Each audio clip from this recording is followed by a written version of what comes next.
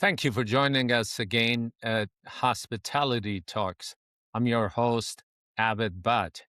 Our guest today sits at the ultimate intersection of hospitality, data, and technology. Stuart Greif brings over 30 years of global experience to his role at Forbes Travel Guide, where he drives strategy and new product innovation. But it's his journey to Forbes that makes his perspective so unique. He previously served as Microsoft's senior executive for travel and hospitality during the dawn of modern AI, led the global hospitality and travel group at JD Powers, and spearheaded the travel practice for the consumer data platform Amperty. Stuart, welcome to the show. Thanks for taking the time to join Hospitality Talks. Wonderful to be here. Thanks for the opportunity. It's great to see you again, as always. Absolutely. It's been fun knowing you all these years, Stuart. We all are familiar with the pedigree that you have in travel and tourism sector. Oh, could you share your personal journey and some of the philosophies that have kept you so actively engaged in this sector? Yeah, when you said pedigree, I was afraid for a second. I was like, what breed of dog am I'm not sure. I forgot. Yeah, I mean, this industry has been wonderful. I think, since time immemorial, human beings have traveled first for sustenance, then for trade and commerce, after survival, and eventually to expand our horizons and explore. And a good friend of mine is Pico Iyer, is a writer who writes about travel as well. I love he's written many wonderful things about travel, including that, we first travel to lose ourselves and we travel next to find ourselves. And I believe, for myself, having a unique opportunity for a scholarship to live in Japan for a summer and do a homestay, that travel experience halfway around the world that made me step outside of my own culture and experience really exploded the aperture on life. And when I think about that, you don't have to go halfway around the world. You can explore across town. There are different cultures, subcultures, or different places, foods, experiences to learn about and expand ourselves. And I think in a world that's more fractured than ever, the ability to travel and see life in ways that expand yourself and see it through somebody else's lens and walk in their shoes, so to speak, actually, I think builds bridges instead of erecting walls that I'm hopeful longer term lead to less fracture and greater coming together and recognizing that we're all human and we may have different ways of approaching life or slightly different methods that may seem foreign or different, but ultimately we're all the same. And I'm wearing red, white, and blue. We're recording this around July 4th, the 250 anniversary of the United States of America. There's no guarantee that our experiment in democracy and capitalism and all the things we're doing, and it's not perfect, but I think much like travel, what I love about this industry is we're all aspiring to create these environments, to give people memories, to give them joy, to help them expand themselves. And sometimes even when they're at the worst stage of life, to give them comfort, to give them solace, whatever it is, whether it's professionally to being our best selves or personally with our family.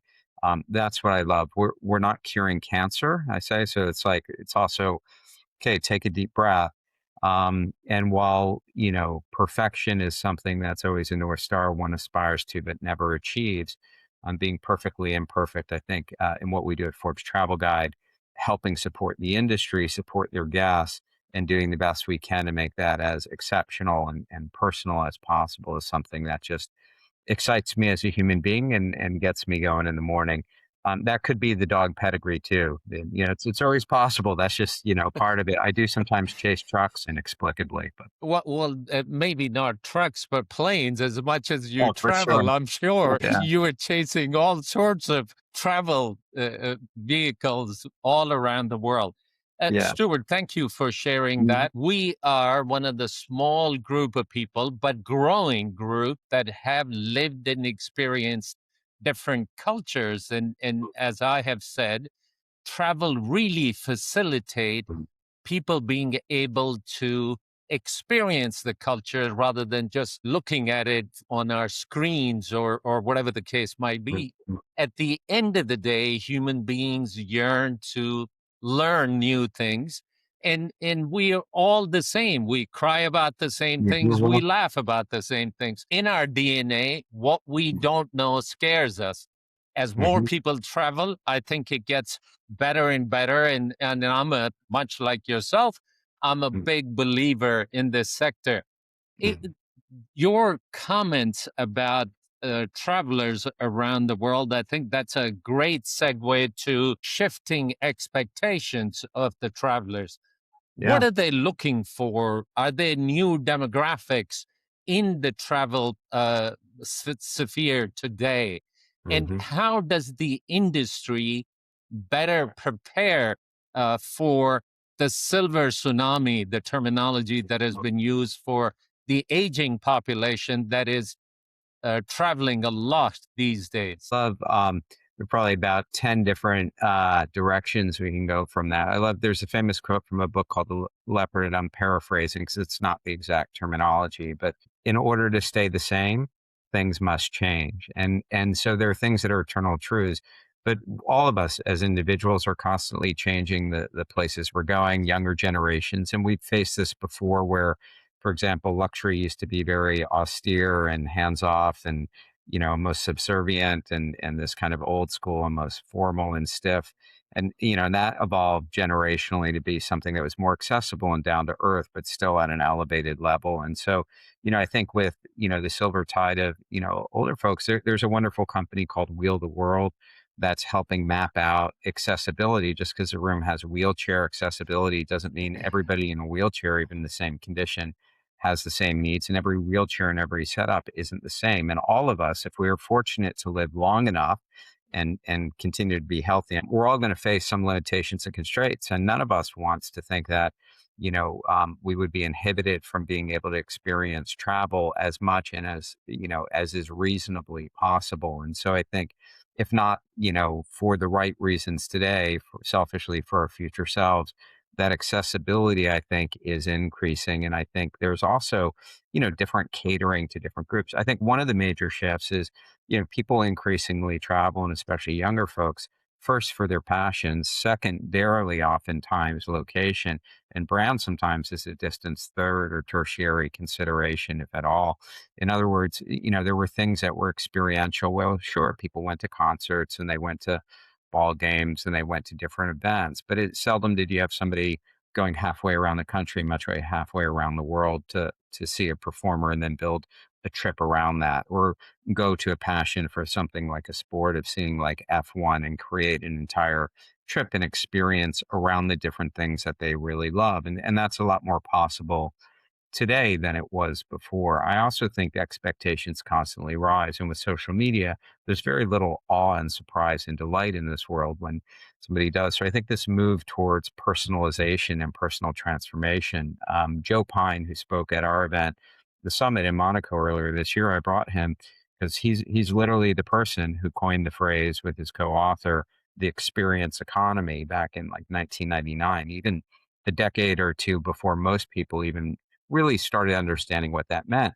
And his view is that things are moving from experience to transformation. I see that in the luxury industry, the language picking it up. It doesn't mean that there wasn't transformational experiences before where people went to places. There were, but the degree to which it's much more of a bigger focus of how do I self actualize? What's really going to light me up as a human being and be meaningful? Not every trip is like that. Sometimes it's just a business trip. People still want to see the Eiffel Tower in Paris, and should. It's one thing to be welcome to a hotel or a place, another thing to be known, but to actually be known and more, hyper personalized. So just one quick example of this. My wife and I met, each of us had lived in Japan 3 different times going back 35, 40 years. Both of us had lived in Osaka as an example. We finally had the opportunity recently to take our kids for the first time. So deeply meaningful individually, as a couple, and as a family for our kids. And I shared a little bit of this and thanked some of the hotels and folks while we were early in the trip. And we came back to our room. We were staying in Osaka, and because of a nice friendly industry rate, we were able to stay there and got this beautiful picture frame when we had a amenity, which was lovely when we came back, and it was opened up. And this is what it was. And I shared some old school photos on that post, right? There is a Oh, picture wow. of Joyce and I from back in the day. You know, some journeys stay with us forever, becoming stories that continue now together. O kaeri nasai, welcome back. I get choked up. My wife, in tears. This notion of, why when you do have a trip that's more meaningful, or even if I'm there for business, how are you supporting me to be my best self or to be able to get logistics and have that anticipatory service? I also think our industry, because of the economics, which we can talk about, are getting into this bifurcation between, I've spoken about this, true hospitality and experience, and really what is lodging. There's nothing wrong with lodging, but the cost structure of the industry, primarily as a vehicle for real estate investment return, 25 years cumulative of asset light, we've kind of hit this point, especially in countries that are well developed with higher labor costs and higher development costs, where the brands are doing well because they're asset light and kind of getting royalties. But the hotel owners, the investors, people working in hotels really aren't. And we've kind of hit this point where my fear is that it constrains, not only leading to a poor guest experience, but also the ability to invest and grow in hotels and for people to enjoy and have a quality of life who work in them and serve. So I think that's a critical point that we need to solve for. And then you see a lot of great innovation in the boutique and lifestyle hotels. To me, that's like the startup ecosystem. If you think about startups broadly in venture, you have all these creative folks who are able to kind of do things that, if you're part of a bigger brand, are more difficult, not impossible, but to do at scale. So, Stuart, there is tremendous amount to unpack in that comment. You talked about the use of social media in Mhm, maybe taking away the element of surprise in that journey when you arrive at a destination. mhm. I'm not sure. Is that a good thing or is that setting us back? That element of surprise did create a bit of wow factor, but now maybe our expectations are set correctly. Your thoughts on that? I think it's done a little bit of both, and I think there's ebb and flow over time, including in social media. I think the design of hotels have been, they're definitely places where you're like, they're looking for Instagrammable moments, and it's helps, I think, spur demand and interest in people to travel, on a positive way. In a negative way, it's contributed even more to over tourism of everybody going to the same spot or the same place and kind of swamping a place. And I don't know that you can put the genie back in the bottle, in terms of that impact, but the ability to say, how do we better manage it? How do we, help try to highlight more areas? But ultimately, if somebody with a huge following, puts a spotlight on a restaurant, right? It's going to get a run, just like somebody that becomes known for the hottest restaurant or hotel and opens up. A lot more people will go there. I do think it's also helped raise the bar, the awareness of, okay, somebody else did this. How do we, make something exciting, interesting? Ultimately, though, hospitality, it is about human connection. It's about caring for others, right? It's about, treating them in a way that, welcomes them, that makes them feel, embraced. And I think, it's important to distinguish hospitality, which is, I think, how you treat someone while you're doing your job, that essence of caring that Horst Schulze talks about, in a way that's truly inspiring. And then their service. A gentleman, when I led JD Power's Global Travel and Practice, who worked for me, Rick Garlick, who had been at Merritt's for many years and is known in the industry. So Rick used to tell the story about his dry cleaner. You go in to see his dry cleaner because you don't have to be in a hotel or travel to be in hospitality. And it was, Rick, so good to see you. Big bear hug. How's a kid? How was your son's soccer match? Oh, by the way, I know your daughter had that, big piano recital. How'd that go? Right? He remembered things. He, was thoughtful. He was warm. You can feel the caring. There was only one problem. He was a terrible dry cleaner. So the service has to be there. And that notion of consistency, we've grown so much as an industry as well. At a time it's difficult to attract younger folks to service. The industry has grown, and at luxury even more so. We're expected to double in size globally, and not just hotels, private residences, growth of yacht launches. And the question is, where do the people that know how to do this and have done this at scale come from? You can't just our CEO's Herman Elliger is a world-renowned five-star hotel leader, helped Ritz-Carlton grow, over the decades. Montage ran the Baccarat in New York for Barry Stern, like me, renowned hotelier, but you can't clone Herman in 5 or 10 years just because the industry has already grown tremendously to now and is growing even more, even at the highest level. And so I think that's going to be a big challenge that has, to your point, expectations in a positive way, have increased, and the desire, right, to serve that. We're already challenged with labor and with finding the right people. So how are we going to do that? It's not just the GM or the head of F&B or front office; it's every stage in between. And so I think, there's going to be great mobility and opportunity for people in our industry that are willing to kind of pursue excellence and also, be a little mobile to go where some of the newer, properties. I think it's going to be broadly as an industry a bigger challenge. And my fear is it denigrate the guest experience even more and make that bifurcation between if you really want a human experience, much like the airline industry, you're going to have to pay a lot more, right, to be business or first or luxury, right, or travel a lot, or it's just going to be, more transactional. And there's nothing wrong. The biggest difference between actually Forbes Travel Guide, the 5-star and 4-star hotels, are the consistency within your or my as a single guest experience across, arriving and going to the restaurants or going to the spa or gym or being engaged throughout in that experience across all the guests, not just you or I, but everybody coming in. And then that over time, many 4-star hotels are actually performing frequently. I think a misunderstood notion at 5-star levels. They're just not doing it consistently enough. And unlike a manufacturing floor where you just change the tolerance of a machine when it kind of goes a little bit off, human beings, people have a bad day. They've got personal lives. There's a lot going on. They may be new to the industry. There's a lot of handoffs. So I think, the best hospitality leaders really inspire people. Horst Schulze used to say, I can teach anyone to carry a bag across, a lobby. I can't teach them to want to or to do that. And yeah, I would ask your Good point. viewers, I mean, we feel hospitality. If I'll ask you to close your eyes, unless you're driving, please God don't.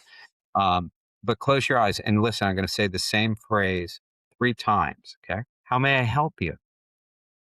How may I help you?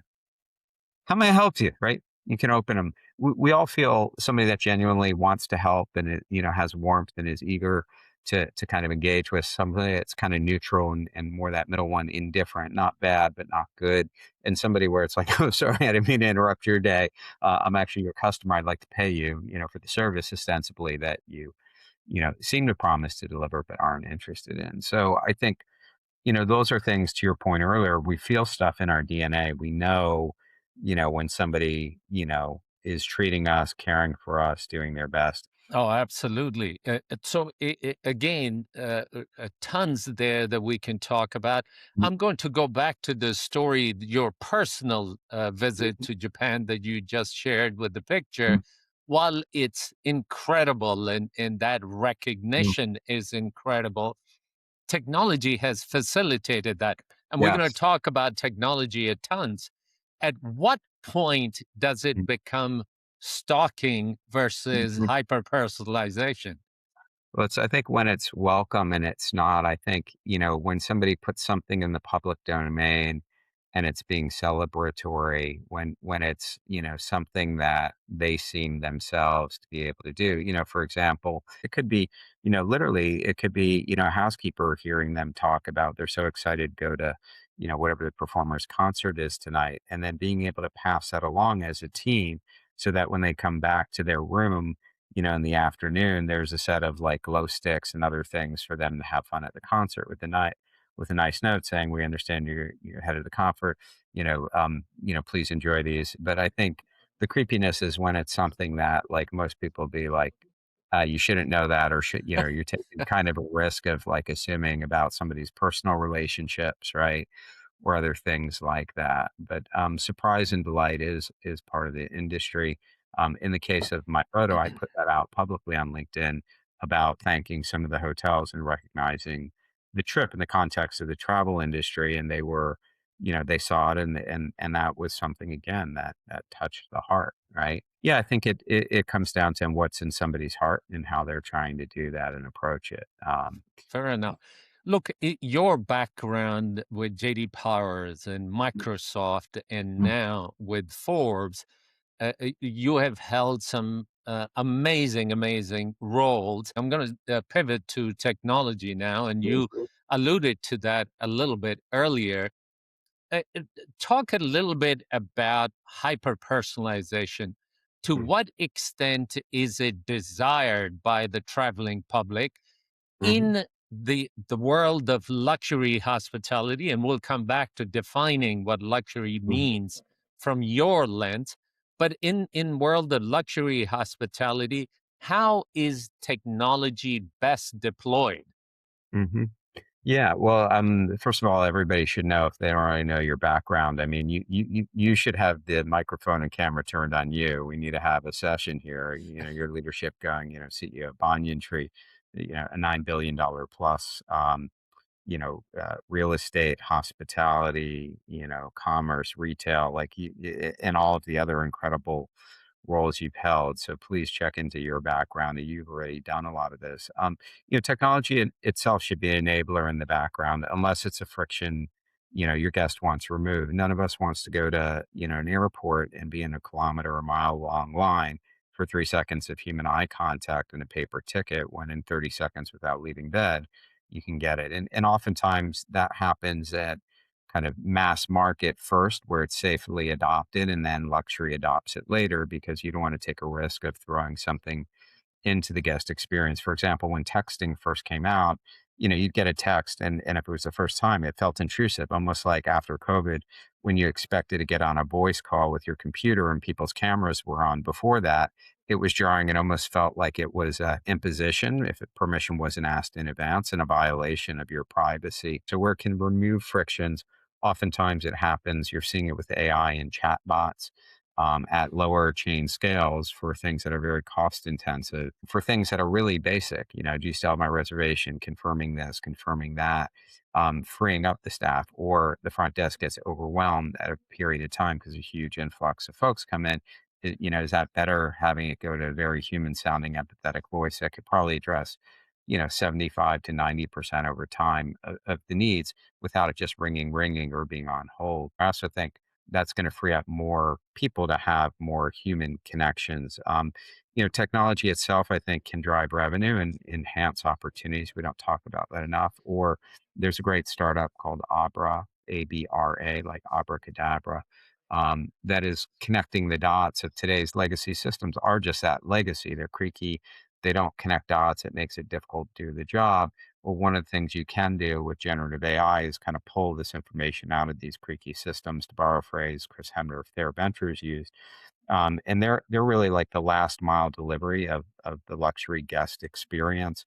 And they're creating that layer where people were putting things like in the front office and post-it notes about certain guests or these golden nuggets. So I think the technology is enabling. It's going to be able to pull more of that, knowing the guest better. But ultimately, at luxury, you have a little better ability, but also expectation of to be known. So, I just stayed at a hotel in Paris. I was there less than 24 hours, yet it was one of the best. It's a five-star hotel called Rosewood's Crillon, Hotel de Crillon, a very famous hotel in Paris. And that experience from the time you got out of knowing the arrival and the conversations, the context, and all of these things that they did that created this it almost felt like ballet, like or dance or like a sport when you're in a flow state, the way it went and their communication internally as a team, and including, would love to have a reservation. The bar was a little crowded at 6:30, and yet when we showed up, they knew exactly who we are, right? And sometimes they use photographs or the ability. So I think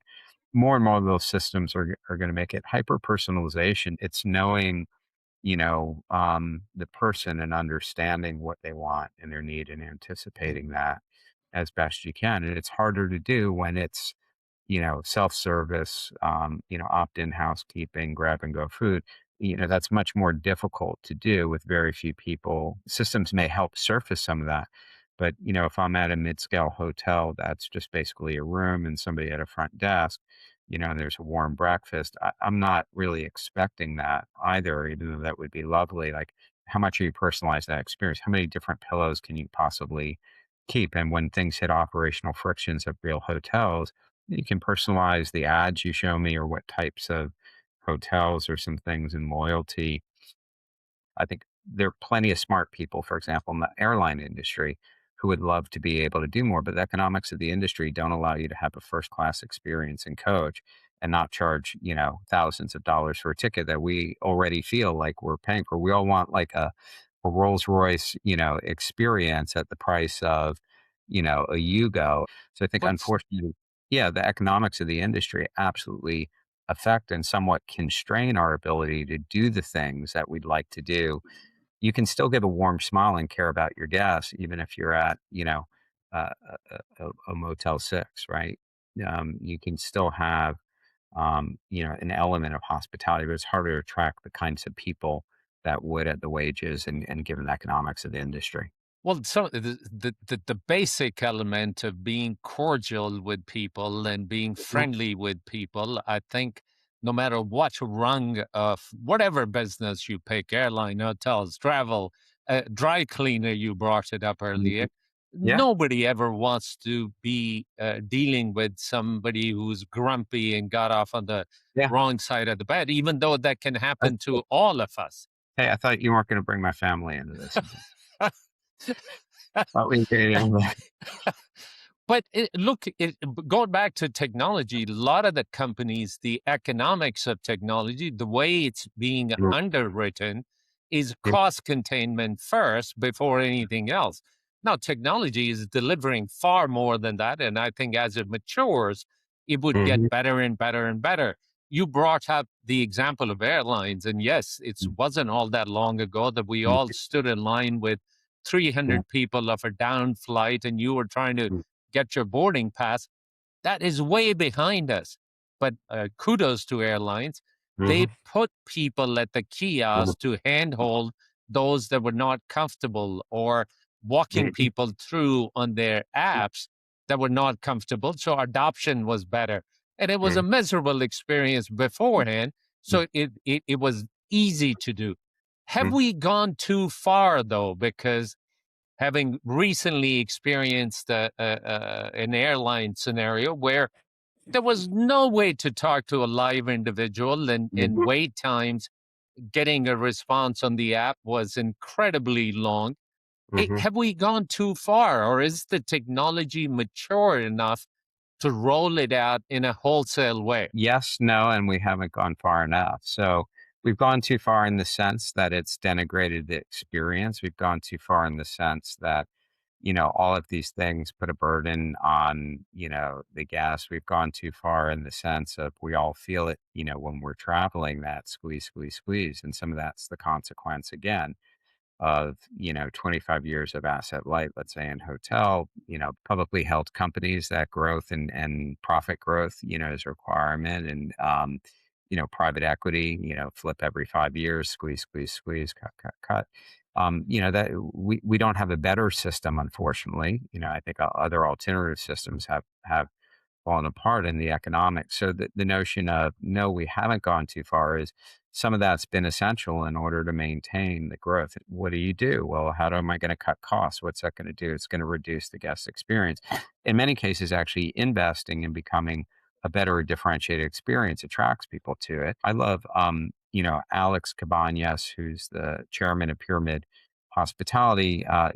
His passion is now this Astound Ventures, Astound Ventures, which is recognizing in hotel as an example the intractable place we are in the hotel and P&L. And he's looking at, mostly technology, but not necessarily only ways to how do we reinvent the P&L? How can technology help? Opera is one that actually helps, I think, drive more revenue, right? Creating a better experience, personalize it. People, when you have a good experience, you spend more during your stay and subsequent stays. You recommend more, right? You're more willing to engage in other things. When you don't, you pull up. Why would I spend more money if this place, as a guest, me just paying more, am I getting more value for it? Is different, or extracting every dollar out of me that I'm willing to pay isn't necessarily a better experience. In fact, it might cut against you because of how I feel and resentful towards your brand or make me choose other brands instead. But I So do think that there are opportunities to differentiate. it's Stuart, using your example of the dry cleaning, Mhm, my core business at that mm, time was dry cleaning. mhm, Being able to recognize people and develop that mm, relationship was uh, phenomenal. But if mm, I couldn't deliver, if I mhm, ruin your jacket first yeah, time, second time, third time, no matter mm, how good the relationship is, you might give me a couple of more chances than you mm, would somebody else. But sooner or later, you're going to say, "Hey, yeah, I don't come here to chit chat. yeah, You need to deliver my jacket in a yeah, better shape than I left it." Uh, yeah, Apply that to the hotels. Yes, the mm, economic model has to be managed because without that, there is no business. mhm, But revenue generation, and we'll come to guest acquisitions in a couple mm, of seconds. But this cutting of cost, mhm, it's a downward spiral. I know it has to be done because mm, that's what the business model mhm, dictates, but when does it stop? Let's talk about the customer acquisition and mm, deploying technology to connect with the right clientele for your segment. yeah. How is that being done? What is coming down the pike that would be revolutionary so that it's not a shotgun approach? Yeah, well, you can do what you want, but ultimately your reputation is gonna drive that. So, and differentiation, and let me explain that. Some of you may know I was Microsoft's global exec in travel and hospitality. I was talking about generative AI and agentic AI in 2017. Skift covered me speaking at their ventures.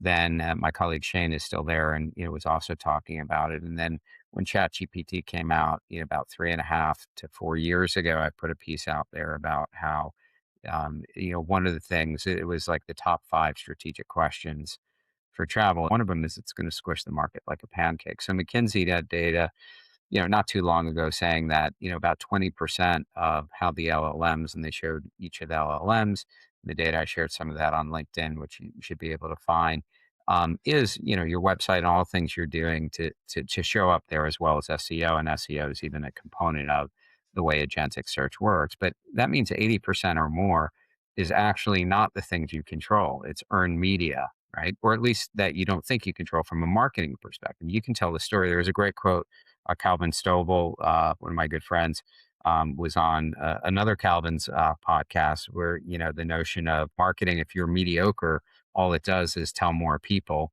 how mediocre you are, right? So ultimately, this other 80% of reputation of independent sources that are even more significant, actually, with a lot of AI slop, like Forbes Travel Guide, we show up at the top for, what are the best luxury hotels or highest ratings or rankings because we focus on service, because of the trust, etc.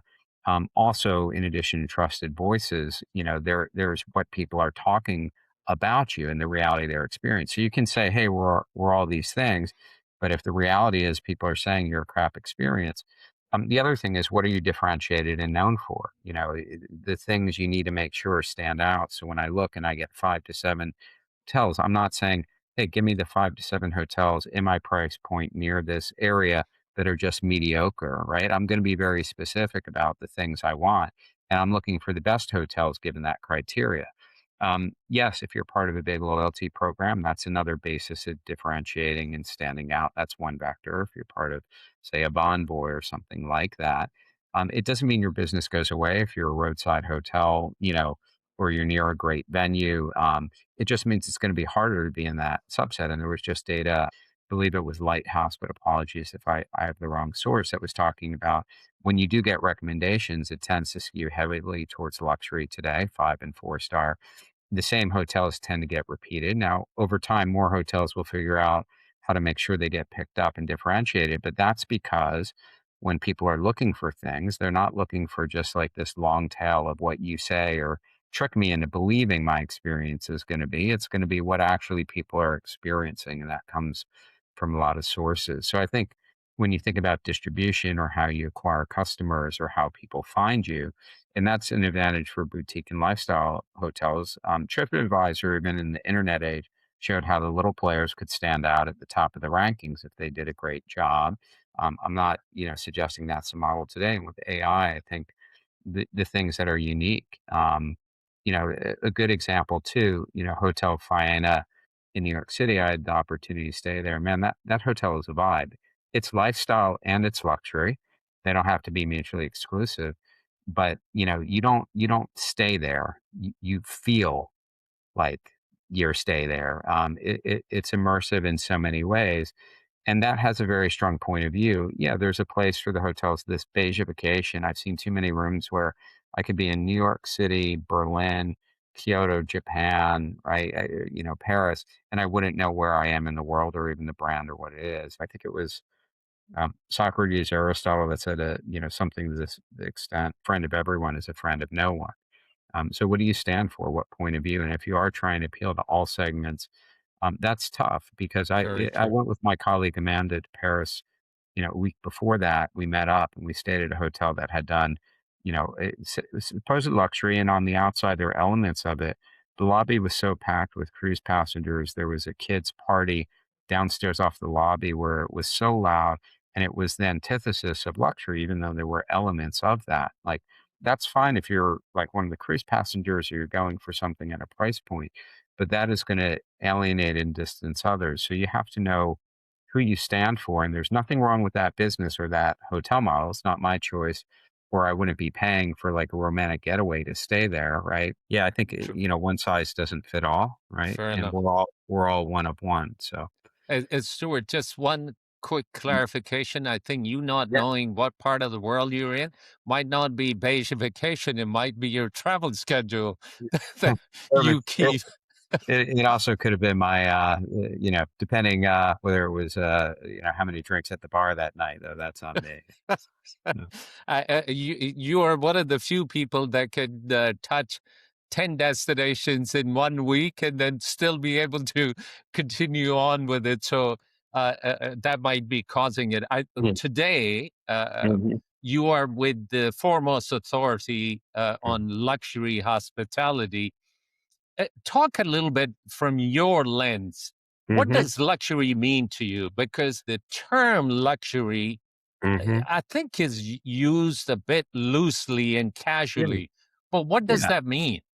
I think it's a broad term. I mean, each of us individually could talk about a luxury in our life at any income level, something that you're not, usually do. It's this notion of indulgence. There are certain markers. Traditionally, it was about things like the footprint of the rooms, having more space.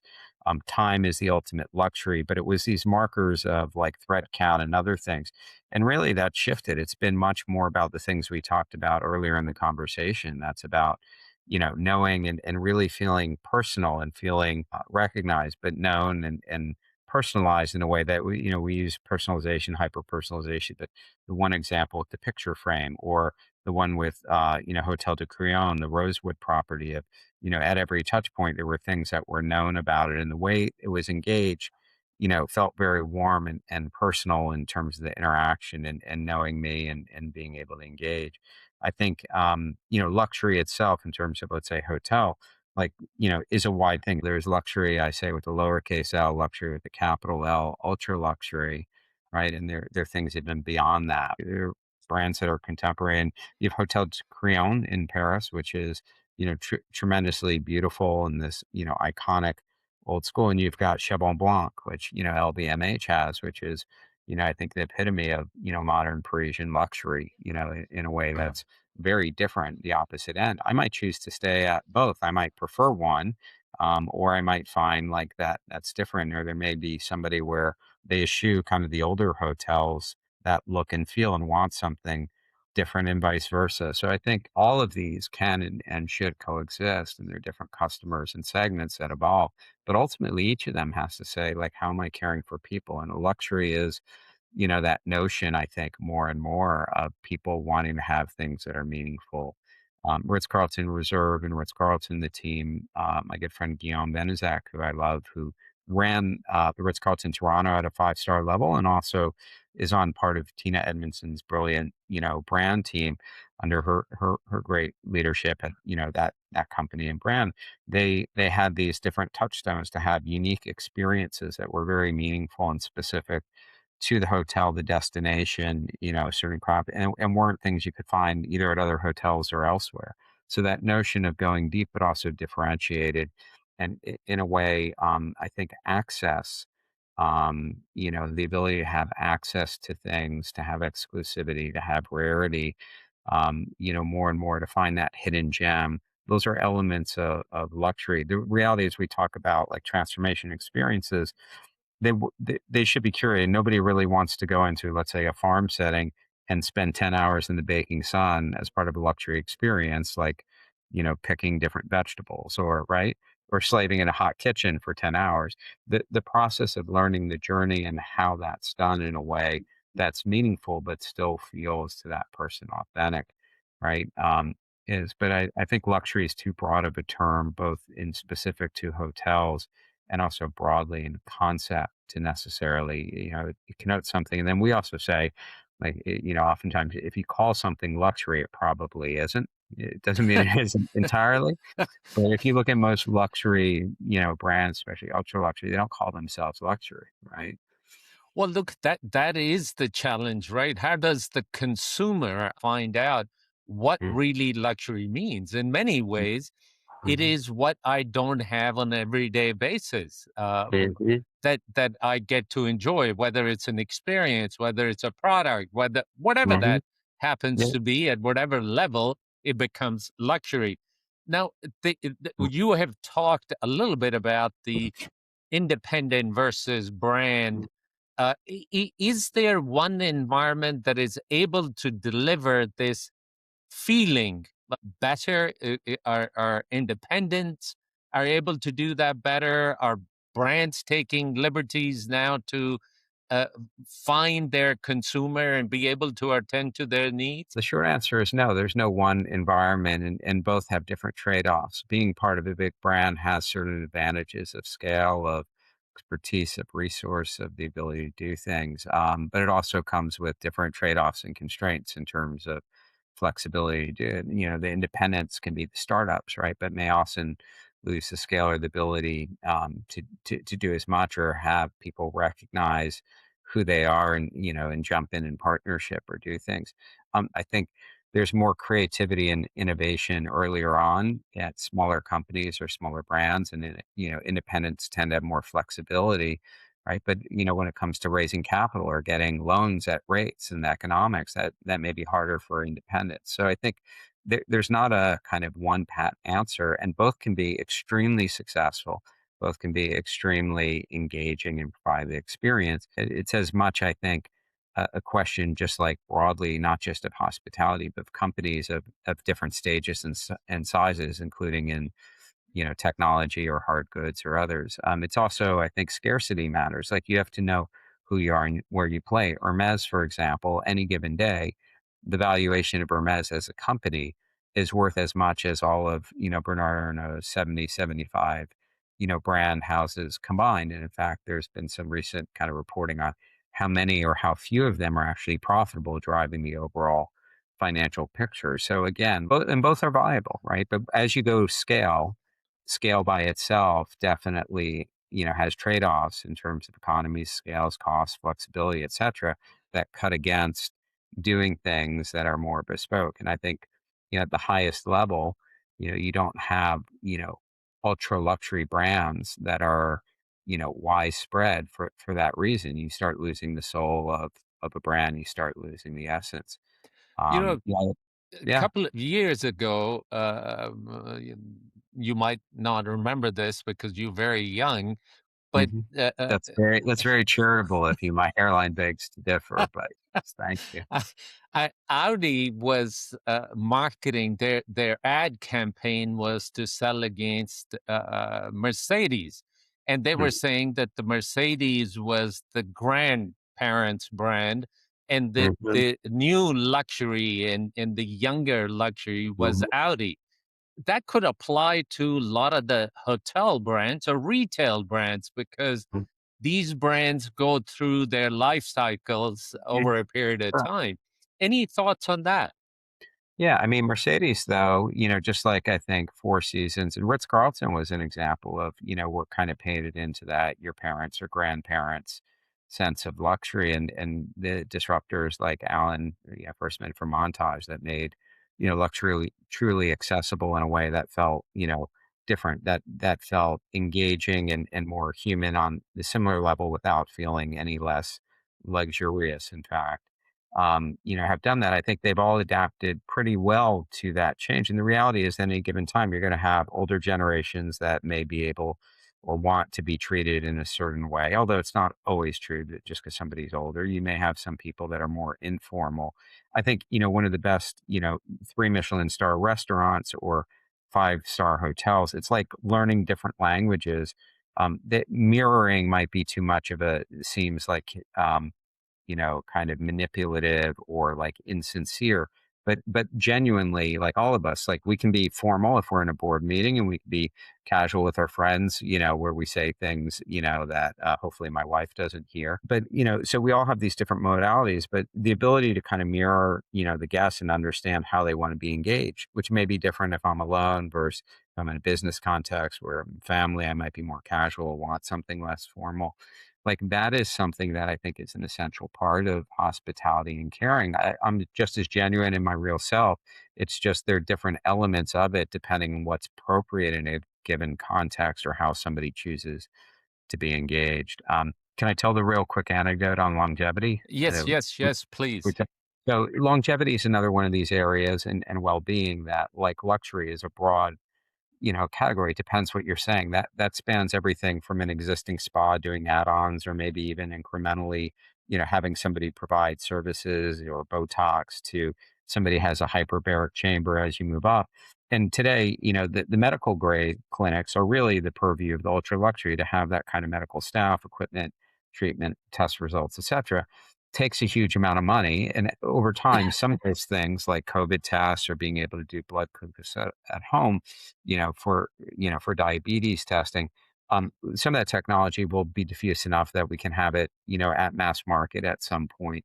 But it's a broad category. And I spoke with Dr. Olivier Harnish, who's former CEO of EMAR. You may know him, and is a practitioner of medical type longevity practices at that extreme and also working in developments there. And we were doing our pre-call. We were speaking together, fireside chat at FIBO, Hospitality and Longevity, which is the largest well-being conference in the world. That was in Cologne, Germany. And we're doing the preparation, and Dr. Harnish says something that people have talked about, that today, Vid, there's somebody alive who will live to be 150 years old. So my first reaction to that was, please God, tell me it's not my mother-in-law. To which I heard my wife was walking by my office because we both work from home. She's a luxury leisure advisor, by the way, in the industry. And then hearing that she heard me, I said, and it appears that my wife has heard me. So I assure you, it will not be me. That makes it today. I may not even make it out of today alive. But, this notion of how long you can have a quality of life. And I think people have realized that their most valuable asset isn't, their car or their home or, it's their health.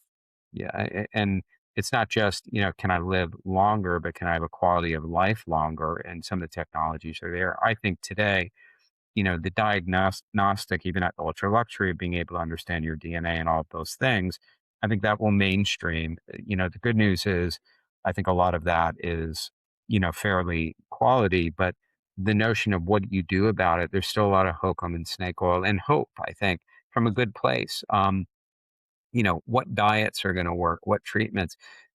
By definition, it's not going to be until like 30 years looking in retrospect. We've all seen people that were purported health fitness gurus or diet gurus, Cato and others, who died relatively younger than one would expect. Now, maybe they would have died at 50 instead of 70 had they not been doing that. Or maybe that put stresses that actually made it work, or maybe it was indifferent. And some of that science, you can see how your biology reacts maybe increasingly over time that makes it more understandable. But, even GLPs, we don't know what the long term effects are. And at some point, maybe 100 years from now, the fact that you and I may have different biologies, but the same affliction and be taking the same medicine or have similar treatments, as opposed to something very specific to you and how all of your interactions. I also have something called gout, which is hereditary, not lifestyle driven in my case. And I have Gilbert's that affects my liver. It's fairly benign, but like I might need something very different for something completely unrelated.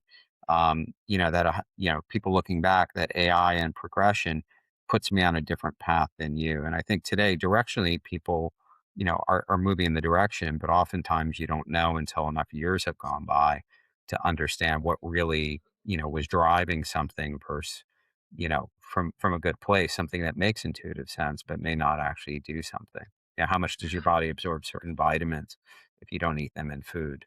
Uh, Well, look, the longevity and wellness will definitely have to have you back because that in mm, itself can be a long discussion.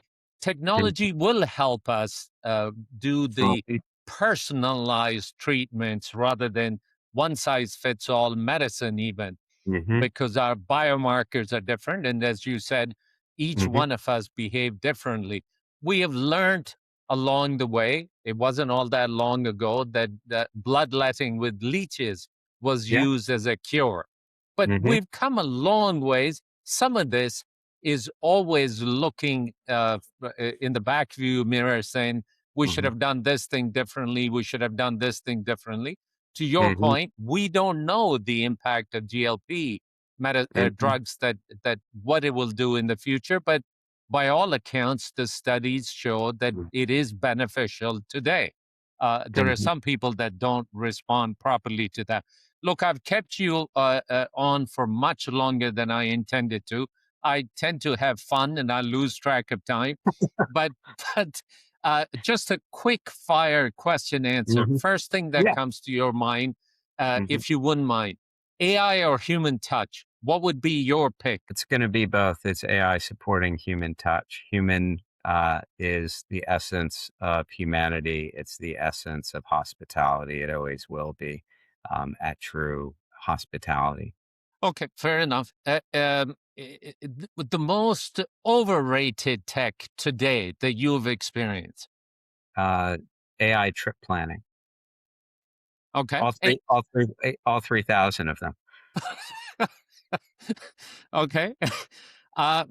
Look, from a customer Mm, service point of view and experience point of view, what's the ultimate measure that mm. you would weigh very heavily on? It's the Maya Angelou quote, right?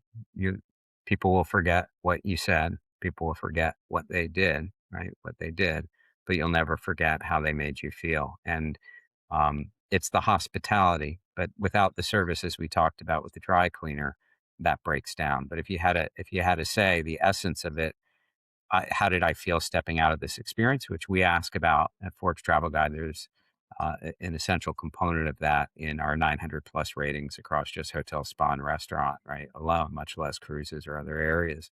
So I think it's how somebody makes you feel. So, if looking at from service point of view, if you could mandate Hmm. one shift in our industry about how we contact the consumer and the guests and the customers, what would that be? I don't know if I can answer that one. I think how we engage them may be different in how we meet them in the moment, but understanding what people welcome. What I will say is I think the most important thing is consistency, and one shouldn't conflate that with cookie cutter. Even what we do, we're across brands that are like wildly different, from small, adventure type tent camps to, the highest, level of, ultra luxury, to things that are contemporary. Every brand is different. Every style of hospitality. I mentioned Hotel Faena, Creon, Cheval Blanc is just three different examples. Including lifestyle elements. It's for your brand, like what it is, the hospitality, and what people expect, and doing that each and every guest, each and every time across their experience and across time, and that's the hardest part. But that's what's going to create it, and the personalization, that ability to flex like speaking a language and mirroring and what each guest wants is different in different contexts. Like that's where like the hard part, you can't automate that. You can automate the tools to help the team do that. And the best way you can do that is by getting to know your guests more, by being attenuated, by having people and teaching and coaching them how to do it. It's not rote memorization. Our standards aren't do it this way. We don't actually tell people how to do it, but we have elements of, we would all agree that a warm welcome may look different in Tokyo from Berlin, from Austin, Texas, but that, you know, that should be part of an arrival experience. And so I think it's how do you do that and inspire people to do it consistently, but also flexibly, because, you know, we're human beings, not machines, and we don't want to be treated that way as service. We don't want to give service. And the best example I give, like, if I showed up late night at your hotel and I'm exhausted and you're like, oh, you know, welcome, you know, how was your trip in? And I say, that's horrible. We're actually delayed 8 hours. I'm actually in town for a funeral, you know, and clearly I just want to get to bed. If the standard was like, you're like, that's great. Can I tell you about our wonderful breakfast? And let me walk you through these 15 things first. Like, hey, here's a key to the room. We'll take care of your check-in tomorrow morning, which some of our hoteliers have done. We've already put that in there so you can get a good night's sleep, right? Like those are the types of things in empathy, yeah, depending upon what's actually in it. And you can't script things like that. Last thing, and I promise I'll let you go. The best leadership advice you have received and that you are passing on to the future leaders in the industry? To me, it's the golden rule. I think we get oftentimes so caught up in what we need to be professionally in our career, like, you know, being honest, being accountable. You know, you can disagree without being disagreeable, but things can feel so emotionally charged. And I think younger generations have grown up differently. But I think, you know, it starts with us and how we treat others. And that's where you earn the trust and the permission and to be able to have conversations. It's you can have the same high expectations, be as demanding, and you can do it, you know, under a culture that's toxic and fear and anxiety, and you're never going to get the best out of people. You might get compliance, you might even achieve a high level, but the pain of that and what that costs and what it takes is nothing compared to inspiring people and having them want to do it, where they're going to go above and beyond when you're not there, you know, trying to lord over them, you know, with a whip and trying to get people to do something only because you're there. Like that's not sustainable. And in the past, that may have been practices in certain industries, you know, that happen or even still, right? But the best examples I've seen, people perform the best when they're empowered, when they're supported, when they're inspired, and when they're shown the same caring and love, which is why I love our event, the summit that we do in Monaco, because it's our turn to give immersive hospitality back to the people that do it all the time for their guests and for them to receive it. And we've all done it when we all have that treatment anywhere in our lives. How do you feel? Right. And how do you feel when you don't? So that'd be my one is the golden rule: treat people the way you'd love to be treated. And now apparently my wife has let, let our dog in while we're live and recording. So this is perhaps a good way to say, you know, yeah, hospitality. Absolutely. It's perfect timing. Look, Yeah. Stuart, thank you so much for taking the time. Amazing conversation. As always, I look forward to having you back before too long. And apparently we know what pedigree I am and what breed. It's a Cavalier King Charles Spaniel. There we go. My pleasure. Amazing. Thank you so much, Stuart. Thank you.